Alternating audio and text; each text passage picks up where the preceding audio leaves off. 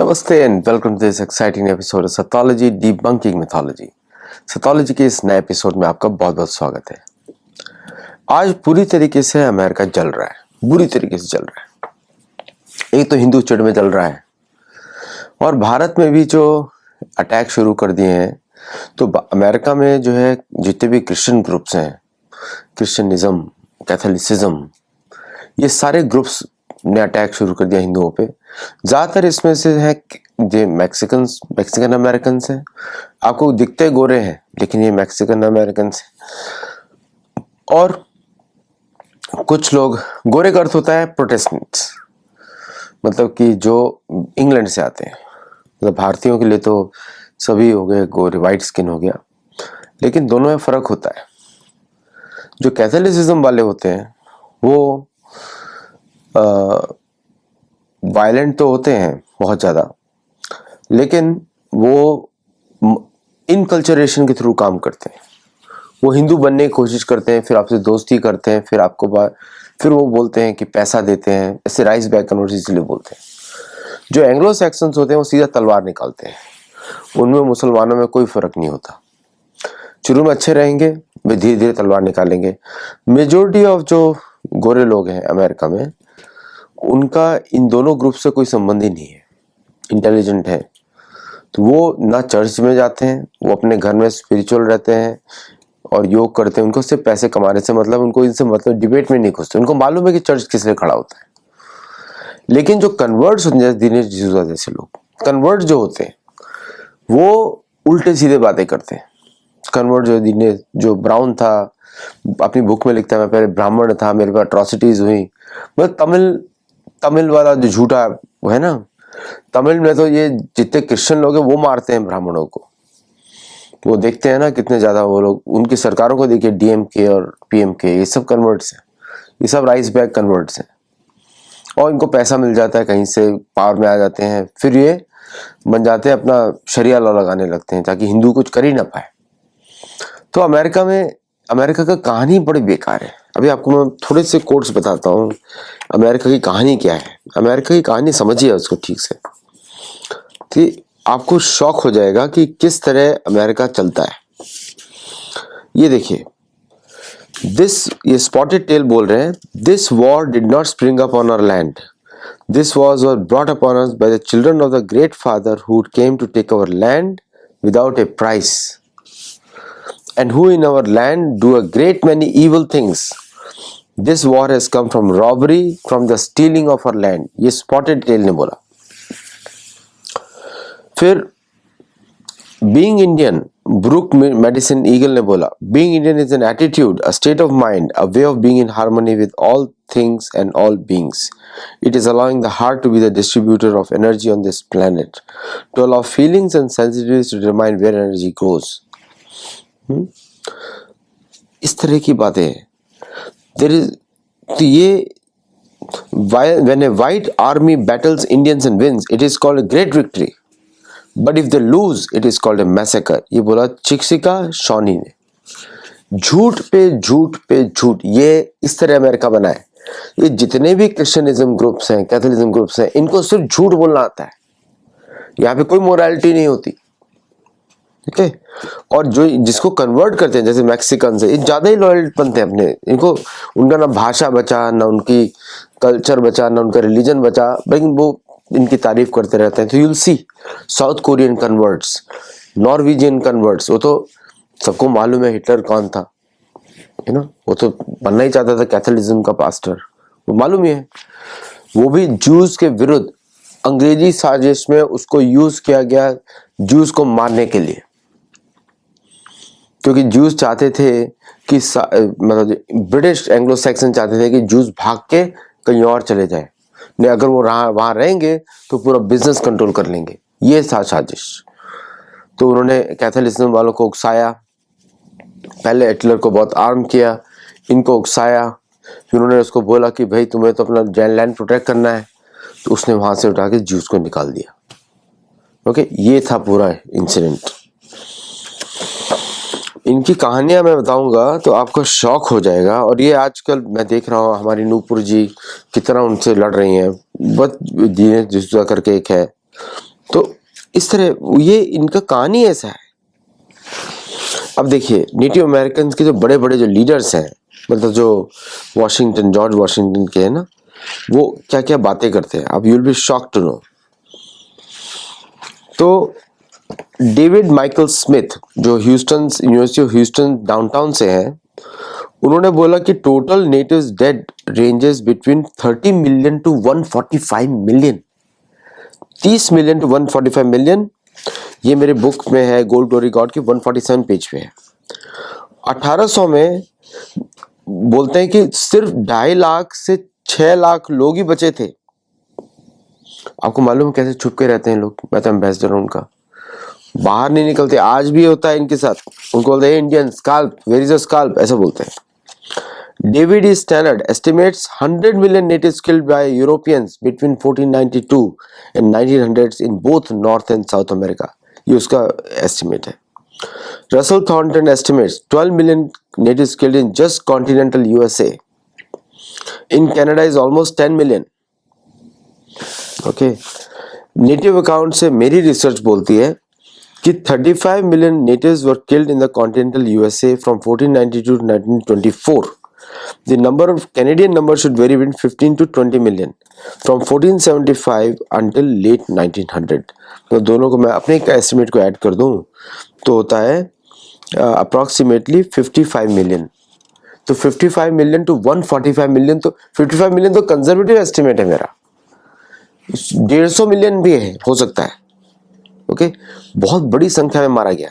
इसके बारे में बात ही नहीं करता। फॉरेन पॉलिसी में तो इस पे बात होनी चाहिए, कहाँ गए नेटिव अमेरिकन, पूछना चाहिए। अमेरिका जल रहा है। अब ये लोग इंडियन अमेरिकन को बाहर निकालना चाहते हैं। अब तो दिख ही रहा है, प्रोपेगेंडा दिख ही रहा है, हर जगह उकसा रहे हैं। और ट्रम्प डिपार्टमेंट ऑफ लेबर बोल रहा है चिल्ला चिल्ला के, ये लोग जॉब्स ले रहे हैं, H1B जॉब्स ले रहे हैं। मात्र 7,30,000 लोग हैं और 162 मिलियन में 7,30,000, लेस देन 1% ऑफ पॉपुलेशन उसके पीछे पड़े हुए हैं। और ये गवर्नमेंट, यूएस गवर्नमेंट की वेबसाइट बोल रही है, ट्विटर हैंडल बोल रहा है, डिपार्टमेंट ऑफ लेबर का जाके देखिए उसको जाके। तो ये एक गवर्नर मैकडूगल का पहला एड्रेस था लेजिस्लेचर, उसने बोला a war of extermination will continue to be waged between the races until the Indian race becomes extinct. जो पहले हुआ था अमेरिका की कोलोनाइजेशन पे, एग्जैक्टली वही कर रहा है ट्रम्प, एग्जैक्टली वही कर रहा है। तो ट्रम्प जो है उकसा रहा है सारे चर्चेस को, मारो, बाद में सेनाओं को इन्वॉल्व करेगा। इस तरह की बातें कर रहे हैं, जिस तरह की बातें चल रही है, वी विल सी दैट। आपने देखा जेडी वांस ने अपनी पत्नी के बारे में क्या बोला। तो ये कैलिफोर्निया के लेजिस्लेटर बोला, मैकडूगल ने, क्या नाम है इसका, गवर्नर मैकडूगल, कैलिफोर्निया में बोला उसने। फ्रांसिस्को हुनिपेरो सेरा और गास्पर डे पोर्टोला सैंडिगो पे आए फुट से from Ensenada in 1769 to establish the first of the 21st coastal missions. इनका काम ही था मारना। Spaniards were the most cruel, British were also equally cruel. British के तो सारी गंदगी यहाँ पे रहती थी, एंग्लो सैक्सन्स की तो पूरी गंदगी यहाँ पे आई थी, क्रिमिनल्स आए थे, वो तो गोली मारते थे, इनको देखते ही गोली मारते थे। ये हुआ है यूएस में, और ये सेम चीज कैलिफोर्निया में प्रोपेगेंडा चल रहा है, सेम प्रोपेगेंडा चल रहा है, सेम ये ट्रम्प एडमिनिस्ट्रेशन जो कर रहा है एंग्लो सैक्सन्स के साथ, भड़का के टू मच। यूएस आर्मी जो थी वो प्रोटेक्टर थे railroads, telegraph lines, European white miners, settlers and gold rush that made a lot of money for the state. Or life of Native Americans was the least priority in those times by the US Army. Okay, by 1900 more than 30 million bisons were killed. 30 million, 3 crore भैंसों को मार दिया था उन्होंने। वो इसलिए मारा था कि अगर वो मर जाएंगे तो ये लोग को दूध नहीं मिलेगा और जिंदा मर जाएंगे ये लोग, नेटिव अमेरिकन, इसलिए मारा था उन्होंने। कोई दया नहीं होती इन लोगों में। ये सिर्फ अपने लिए जितना रहते हैं, सेल्फिश मोटिव्स के लिए। तो अब ये लोग बड़ी बड़ी बातें कर रहे हैं ह्यूमन राइट्स की, काइंडनेस की, कंपैशन की। India, America is the biggest donor, America is donor. पूरा जो कॉन्गो का जो वॉर है, क्या उसमें डोनर्स का वॉर हो रहा है? कॉन्गो रवांडा का जो वॉर था, अमेरिका ने क्रिएट किया था, कॉन्गो की जमीन लूटने के लिए, उसके रिसोर्सेज लूटने के लिए। 1850 से 1870 तक 5000 बच्चों से ज्यादा और 20,000 adult native Indians were killed in just California, central California. Okay, 373 incidents को वेरीफाई किया गया, बट बाकी नहीं किया गया। मतलब यूरोपियन सेटलर्स ने कम से कम 1 लाख नेटिव अमेरिकन मारे हैं जस्ट कैलिफोर्निया में, सेंट्रल कैलिफोर्निया। ओके, और लाइसेंसेस दिए जाते थे to kill native American. Native जो है यहाँ के, बाकी मूल निवासी हमारे जैसे ही दिखते हैं। तो William M Osborne and Benjamin Madley, इन्होंने compile list of massacres compile किए 1510 से 1890 तक और 1846 से 1873 तक। ओके, उसमें उन्होंने बताया कि सिर्फ 3 साल में अमेरिकन बाइसॉन्स को गायब कर दिया।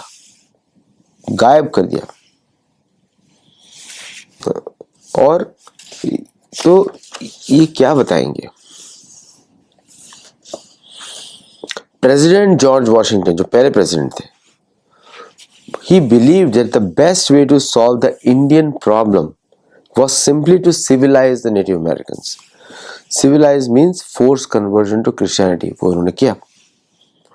और गोल क्या था कि नेटिव अमेरिकन्स को make them as much like white Americans as possible by encouraging them to convert to Christianity, learn and speak and read English and adopt European style economic practices. Okay, ये था उनका। Andrew Jackson ने Indian removal पे काम किया। उन्होंने brutal campaigns लड़े creeks के विरुद्ध जॉर्जिया, अलाबामा में, और सेमिनोल्स के विरुद्ध फ्लोरिडा में, और इंडियन नेशन से जमीन छीन के, उनको मार के वो दी गई वाइट फार्मर्स को। इस तरह इनको जमीन दी गई छीन के, मार के। और उन्होंने क्रूसेड कंटिन्यू रखा जब वो प्रेसिडेंट बन गए। उन्होंने साइन किया Indian removal act, Andrew Jackson ने, which gave the federal government the power to exchange native held land in the Cotton Kingdom east of Mississippi for the land to the west in the Indian colonization zone that the United States had acquired as part of Louisiana Purchase. तो किसी कैसे मार के लोगों की जमीन छीन के व्हाइट फार्मर्स को दी गई, एंग्लो सैक्सन फार्मर्स को दी गई, इस तरह उनको जमीन मिली। In 1868 प्रेसिडेंट यूलिसिस ग्रांट ने एडवांस किया पीस पॉलिसी। पीस पॉलिसी क्या था? Remove all Indians who would not convert to Christianity. Ulysses held a bias against the black natives of America. Almost 2000 Navajo died in internment, मतलब jail में, until German William T. Sherman, head of the Peace Commission to the Navajos, signed a treaty of agreement allowing Navajo to leave the reservation and return to a portion of their former lands. US ने 500 treaty sign करी, सब झूठ, एक का भी अमल नहीं किया गया। तो ट्रीटीज जो थी were an excellent strategy to occupy the lands of the natives for building more settlements. और यूरोपियन सेटलर्स का रेसिज्म तो आपको मालूम ही है। They viewed all Native Americans with suspicion because of their dark skin color, different language and different religious and spiritual practices. और ये सब कैसे हुआ? चर्च में हुआ। तो आज जो ट्विटर पे लड़ रहे हैं और हमारे हिंदू हैं, ट्रू इंडोलॉजी, बहुत सारे अच्छे हैंडल्स हैं, जवाब दे रहे हैं, और जेडी वैन से शुरू किया ये सब। तो जो आज जवाब दे रहे हैं वो बिल्कुल सही कर रहे हैं, क्योंकि टारगेट इनका यही है, इनका इतिहास ही यही है। इनके लिए यूज किया सैवेजेस, इंडियन सैवेजेस तो अमेरिकन डिक्लेरेशन इंडिपेंडेंस में। यूएस आर्मी ऑफिशियल्स बोलते हैं, we are not going to let a few thieving ragged Indians stop the progress of the railroads. ऐसे देश बना है, कौन सा पाठ देगा अमेरिका दूसरों को? क्या पढ़ा रहा है अमेरिका दूसरों को? मॉरलिटी के लेक्चर्स, वैलिडेशन, हम लोग देखते रहते हैं एआई में क्या है, टेक्नोलॉजी में क्या है अमेरिका। कहाँ है सुपर पावर? मॉरलिटी तो है ही नहीं, सुपर पावर में मॉरलिटी नहीं है। We must act with, US army बोल रही है, vindictive earnest against the Sioux, even to their extermination, men, women and children. This is from American history books. The more we can kill this year, the less we'll have to kill next year. For the more I see of these Indians, the more convinced I am that they all have to be killed or to be maintained as species of paupers. ये हैं general William Tecumseh Sherman, commander general US army, Sherman tank. इस दरिंदे की इज्जत कौन करता है? अभी भी हम लोग बात करते हैं अमेरिका से टेक्नोलॉजी लेनी। क्या लेनी टेक्नोलॉजी? छोड़ दो, कुछ नहीं लेना अमेरिका से। ऐसे तो पापों से बना ही अमेरिका, मतलब यूएस गवर्नमेंट का ये है। इसीलिए शक्तिशाली गुप्तचर है, शक्तिशाली सेना लोगों को दबाते रहे जिसके पास शस्त्र नहीं हो। फिर एक और कमांडर बोलते हैं, general Greenville Dodge, Dodge truck चलते हैं ऐसे, attack all bodies of hostile Indians, large और small, stay with them, pound them until they move north of the Platte River or south of the Arkansas River. That's what he says. ये से written statements हैं from American history books. And US colonel अपनी army की troops को बोलता है 1867 में, kill every buffalo you can, every buffalo dead is an Indian gone. ये है कहानी असली। मेरी बुक देखिएगा, The Gold, Glory and God।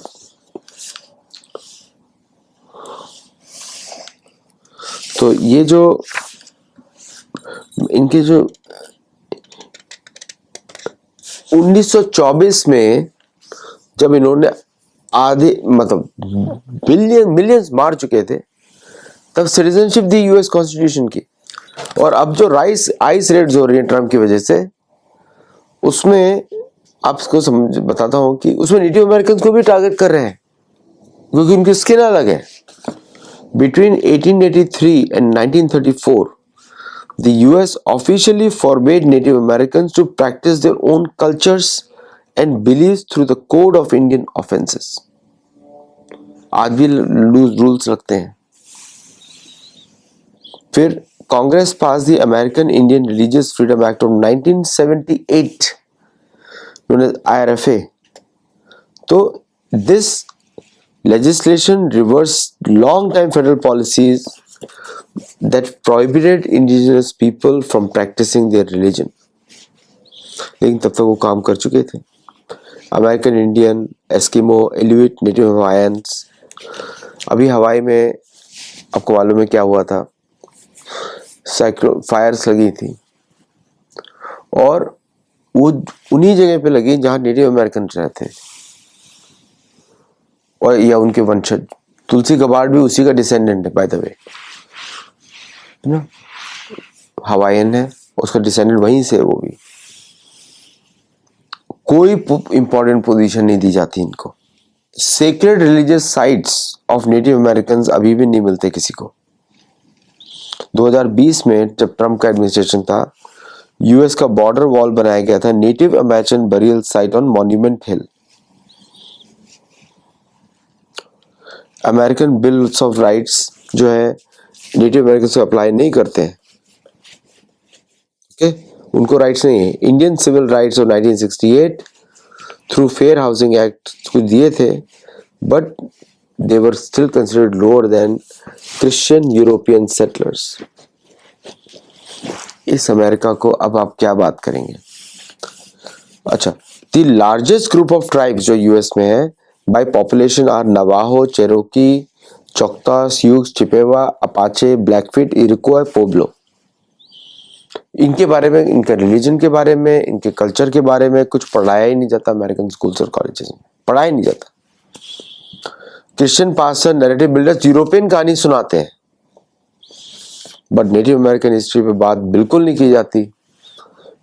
Because, और आश्चर्य की बात है, ये इतने कॉलोनाइज्ड है कि इनको पास्टर बना दिया जाता है to convert more native Americans. जैसे भारत में होता है, हिंदुओं को क्रिश्चियन बनाते हैं ताकि और ज्यादा कन्वर्ट हो। ये कन्वर्जन रैकेट्स बंद होना चाहिए, क्योंकि जब कन्वर्जन रैकेट होता है तो मनुष्य कर्म बंधन के मुख से मुक्त नहीं हो सकता। वो प्रोसेस ही नहीं, ये पाप है। सरकार को इसको बंद करना चाहिए, क्योंकि उसको ना योग के बारे में सिखाया जाता है, ना कर्म बंधन के से मुक्ति के सिखाया जाता है, तो वापस वो फंस जाएगा मनुष्य बनने के, वो योनियों में फंस जाएगा, पुनर्जन्म होता रहेगा उसका। सरकार का दायित्व होना चाहिए कि इस तरह की जो कई तब जो मत है, पंथ है, जो लोगों के कर्म बंधन से मुक्ति के रुकावट बनते हैं फॉर फेक आइडियोलॉजी, उन सबको बैन करना चाहिए। अगर अमेरिका में इस तरह की बातें हो रही हैं हनुमान मंदिर के ऊपर, इसके ऊपर, तो भारतीय सरकार क्यों नहीं कर सकती? वो भी करना चाहिए। मुझे बड़ा अच्छा लग रहा है कि हमारे हिंदू भाई बहन एक्स पे जाके इतना मेहनत कर रहे हैं, बात कर रहे हैं, रिप्लाई कर रहे हैं, और इतना मेहनत से वो काउंटर कर रहे हैं उसको, फेक अमेरिकन प्रोपेगेंडा को। ये तो मैंने आपको थोड़ा सा पढ़ा है, इतनी कहानियां हैं, वो मेरी अगली पुस्तक में आने वाली हैं, तो उसमें आपको पता लगेगा। इतना ऐसी कहानियां हैं कि आपको शौक हो जाएगा। मिशनरीज ने जितनी हत्याएं की हैं कैथोलिज्म के, दुनिया में किसी से नहीं करी है। हम लोग मुसलमान और ये दोनों पहले दूसरे नंबर पर ही आते हैं। अभी यूरोप में क्रिसेड शुरू होने वाली है, तो अब देखिएगा कि मुसलमानों की क्या हालत होती है वहां पे, क्योंकि क्रिसेड वापस शुरू होंगी। तो हुनिपेरो सेरा, फ्रायर मतलब तलवार लेके चलता है और बाइबल भी एक हाथ में रखता है, मिलिट्री होता है, पोजीशन होता है। Overlooked all atrocities on the Indians because for him the interest of the crown, Spanish crown and church was superior to the suffering of Indians. California में 21 मिशंस हैं, सारी की सारी आतंकवाद के गढ़, हत्याओं के, आतंकवाद के। अब बताइए मुझे, ये ऐसे लोग ज्ञान की बातें करेंगे, इनसे क्या टेक्नोलॉजी लेंगे आप? इनसे क्या लेना चाहते हैं? इनसे कुछ खरीदा जा सकता है? जानवरों से भी बदतर है, सोचने का विषय है। जानवरों से ही बदतर है। कौन सी काइंडनेस की बातें करते हैं, कौन सी मोरालिटी की बातें करते हैं। ओबामा ने करीब 9 मिलियन तो लोग मार दिए। हिलरी क्लिंटन ने कितने मिलियंस मार दिए बॉस्निया में, बिल क्लिंटन ने। इनके बारे में क्या आप बात करेंगे इनके साथ? इनको किसी को मारने से कोई शौक नहीं है। अभी पाकिस्तानियों को मरवा रहे हैं, वो तो मरने के लिए बने हैं, उन्होंने वही काम किया, हिंदुओं को मारा है वहां पे। सेम टैक्टिक्स, कोई फर्क ही नहीं है दोनों में। अब तो ज्यूज के साथ मिलके मार रहा है पाकिस्तान, गाजा के प्रोटेस्टर्स को, है ना। ये तीनों एक ही जैसे हैं।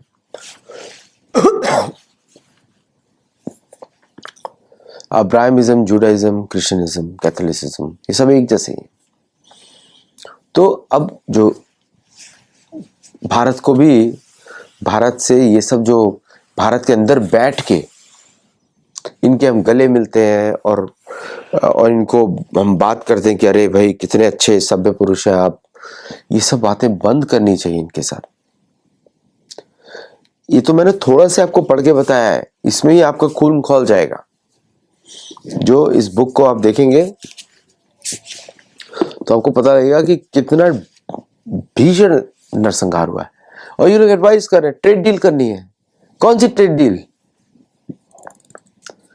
अगर ये गरीब नहीं होते इस समय तो वही पुरानी हरकतें कर रहे होते, या भारत में कोई गांधी परिवार होता तो हम लोग को वैसे परेशान कर रहे होते।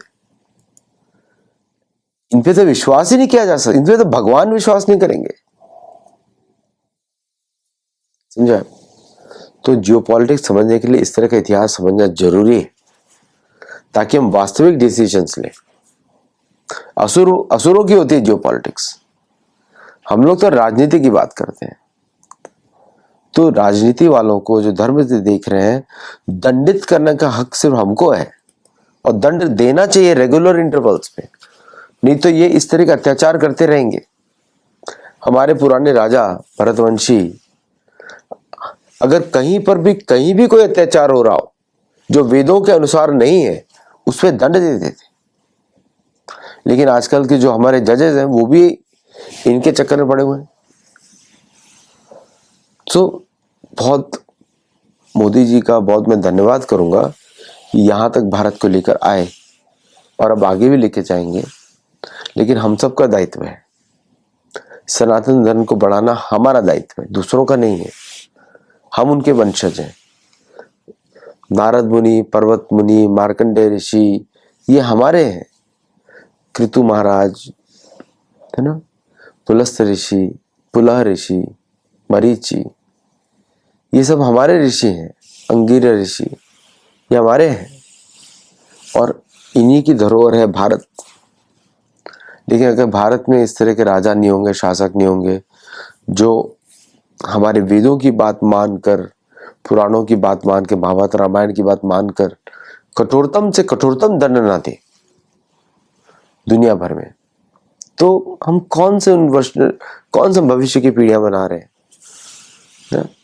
देखिए, हरि नाम से बड़ा कुछ होता नहीं है, नाम जप से बड़ा कुछ नहीं होता। नाम जप से बड़ा भगवान का नाम सर्वोपरि है। और जब तक हम, जो हमारे सैनिक हैं, जो हमारे दूसरे जो हमारे रक्षक हैं, हमारे ब्राह्मण हैं, इनकी हम रक्षा नहीं करेंगे पूरी दुनिया में, इन सबके पीछे सरकार है, अमेरिकी सरकार इनके लिए वहां काम कर रही है।